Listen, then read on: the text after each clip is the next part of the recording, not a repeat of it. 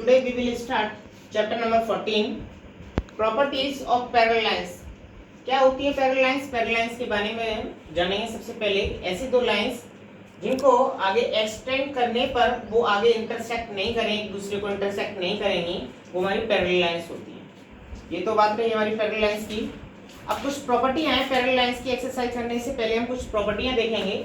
ये प्रॉपर्टियां बहुत कंपलसरी हैं। अगर इन प्रॉपर्टियों में से कुछ भी नहीं समझ में आएगा तो आपकी एक्सरसाइज कंप्लीट नहीं हो पाएगी। तो सबसे पहले हमने एक फिगर बनाया। ये दो पैरेलल लाइंस है हमारी L और M। T एक हमारी ट्रांसवर्जल लाइन है, दोनों हमारी ट्रांसवर्जल लाइन है। 1 2 3 4 5 6 7 8 ये एंगल्स के नेम है हमारे। अब कुछ हमारे एंगल्स होते हैं जैसे कॉरेस्पॉन्डिंग एंगल है, अल्टरनेट एंगल है, अल्टरनेट इंटीरियर एंगल है, एक्सटीरियर है, कॉन्स्टिट्यूटिव एंगल है, इसको हम कोइंटीरियर भी बोलते हैं, वर्टिकली अपोजिट है। इनकी प्रॉपर्टियों को समझेंगे कि क्वेश्चन में दिया गया होगा तो कौन सा एंगल हमारा कौन सी जगह पे दिया गया होगा वो समझेंगे। तो अगर एक एंगल हमारा, सबसे पहले हम कॉरेस्पॉन्डिंग एंगल की बात कर रहे हैं। एक एंगल हमारा पैरेलल लाइन के अंदर है और एक बाहर है। एक अंदर है एक बाहर है, जैसे 5 और 1 है, 5 1 है, 2 6 है। अब तो ये तो हो गए इधर से। अब इधर से भी देख लेते हैं। 4 3 7 है, 4 8 है।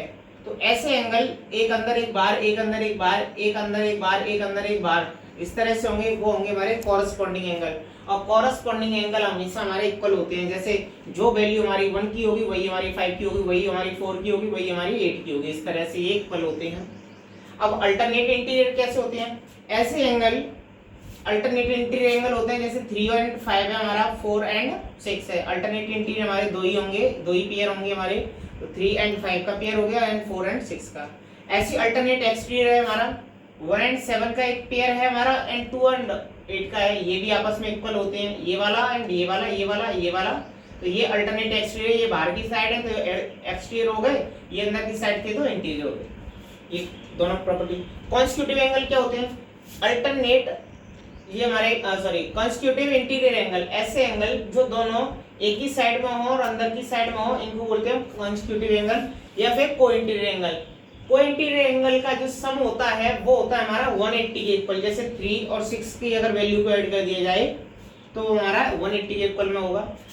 ये 180 के इक्वल में होता है, बाकी सब इक्वल होते हैं आपस में। जैसे इसकी वैल्यू, अब वर्टिकली अपोजिट क्या होता है? जैसे 1 और 3 ये आपस में वर्टिकली अपोजिट है, 2 एंड 4 ये आपस में वर्टिकली अपोजिट है, 5 एंड 7 ये वर्टिकली अपोजिट है, 6 एंड 8 ये भी आपस में वर्टिकली अपोजिट है।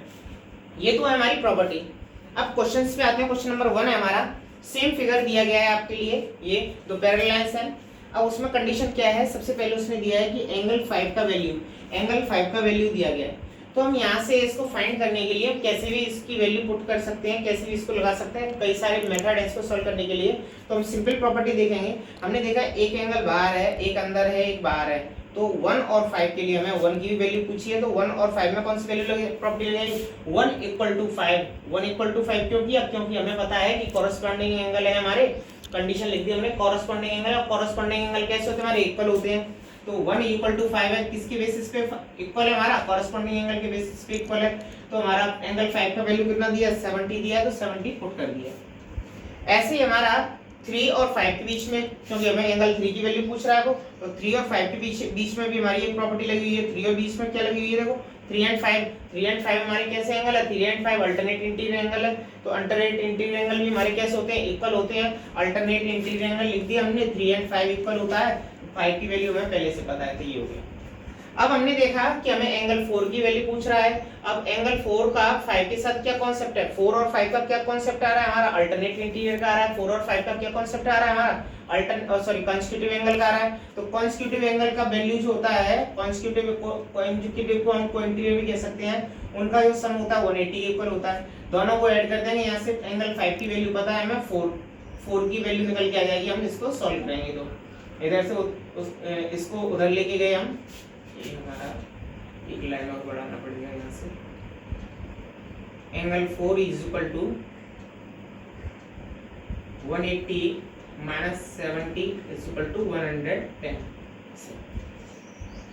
तो यहाँ से एंगल इसकी 4 की वैल्यू आ गई। अब हमने देखा कि अभी हमें 8 की और पूछ रहा है, तो एंगल 4 के साथ 8 का क्या कॉन्सेप्ट है, एक अंदर हो गया एक बाहर हो गया, तो क्या हो गए कॉरेस्पॉन्डिंग एंगल हो गए। तो ये यहाँ से 4 की वैल्यू पुट करते हैं। तो ये क्वेश्चन नंबर 1 कंप्लीट हो जाएगा हमारा।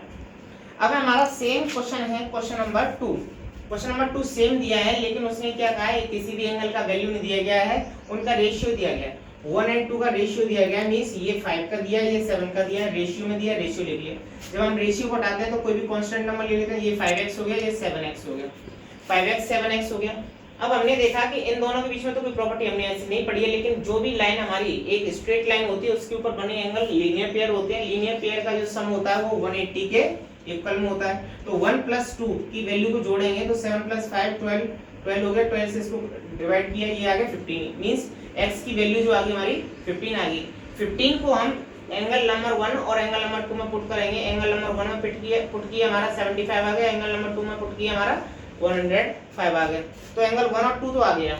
अब इन दोनों की वैल्यू हमें पता है कि एंगल 1 की जो वैल्यू थी हमारी वो 75 हो गई थी, और एंगल 2 की वैल्यू जो थी हमारी 105 हो गई थी। 75 और 105 हो गया। अब हमें पूछा क्या क्या है, एंगल 3 एंड 8 और पूछ रहा है। अब देखेंगे हमारा एंगल 3 किसके साथ कोई प्रॉपर्टी लगी है, एंगल 1 और 3 के साथ एक प्रॉपर्टी लगी है, वर्टिकली अपोजिट। देखिए वर्टिकली अपोजिट लगा हुआ है, तो एंगल 3 और 1 वर्टिकली अपोजिट और दोनों इक्वल होते हैं, तो इसकी वैल्यू जो होगी वही इसकी हो जाएगी। एंगल, अब देखो हमें पूछा है वो एंगल 8 के लिए पूछ रहा है, एंगल 8 की वैल्यू प्रॉपर्टी किसके साथ लगी, इसके साथ, अल्टरनेट एक्स3 है, अल्टरनेट एक्स ट्रायंगल हो गया। तो जो 8 की वैल्यू होगी वो 2 की वैल्यू होगी वही 8 की हो जाएगी, तो ये अल्टरनेट एक्स3 हो गया।